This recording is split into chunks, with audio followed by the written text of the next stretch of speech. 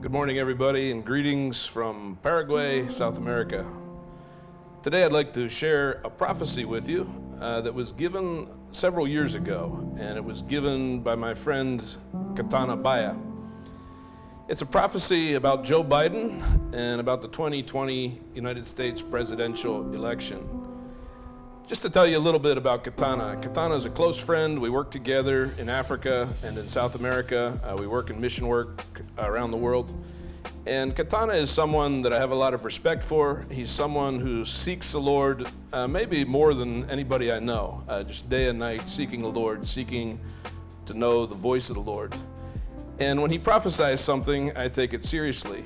And he prophesied about Joe Biden before Biden was even the presidential nominee, before he was even the Democratic nominee for president. Katana prophesied that Joe Biden would become the next president. And sometimes when people prophesy, they get their emotions caught up in the prophecy, and what they want to happen starts to influence the prophecy. And I think this happened a lot before the 2020 presidential election. People had such strong emotions. Many Christians on the right-wing side of the aisle wanted so badly for Trump to win the election that their desire influenced the prophecies that they gave. And if you want to hear accurate prophecy, it's very important to keep your emotions out of it. It's not about what you want to happen or what you don't want to happen. Prophecy is about what the Lord is actually saying. And sometimes you have to kill what you desire so that you can hear clearly. In other words, sometimes you see someone, maybe a man who's in love with a woman, and he's so sure that God told him that he's going to marry that woman. But his emotions are so caught up in it that he can't hear clearly. Or a woman who's in love with someone, and she's convinced that God told her that she's going to marry that person. In other words, if you want to hear clearly, it's good to be a little bit separate from what you're prophesying about. And that's also something that I appreciate about Katana, because he's not an American, he's never been to America. I don't think he cares very much about American politics. And he's separate from the American political scene, doesn't have a strong opinion one way or the other. This is his prophecy, which he gave before the election. He said, "I feel that Joe Biden will win the election. After he wins, a change of season will take place. A difficult time will begin. During that time, things that people have tried to build up and lift up so high will crumble. Biden will be a puppet controlled by people behind the scenes. They will use him to fulfill an agenda that they have prepared. Those who elected Biden will deeply regret what they have done as a time of difficulty begins. The Lord is faithful, and he will sustain the elect. There will be a manifestation of the true sons of God, those who cry out to the Lord with a sincere heart. A great strengthening of the true church will take place. As the sons of God are manifested, even hearts that didn't believe will begin to turn to the Lord. God has held back his judgment on the United States many times." That's Katana's prophecy. And part of it is not a very encouraging prophecy. He prophesied that Joe Biden would win the election and that Joe Biden would be a puppet controlled by people with an evil agenda for America. He would be a puppet on a string controlled by others.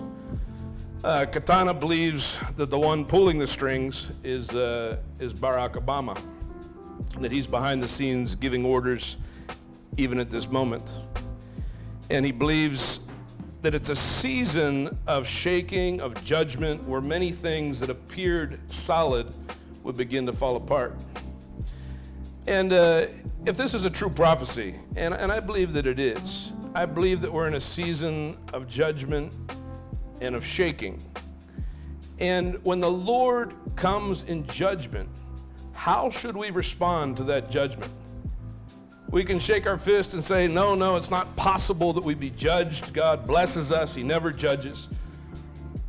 But the entire biblical testimony, from Genesis to Revelation, speaks about the judgments of the Lord, and it teaches us how to respond to those judgments. And when he comes in judgment, it is good to humble ourselves, to seek his face with everything we have, and to understand that just an election is not going to save our country.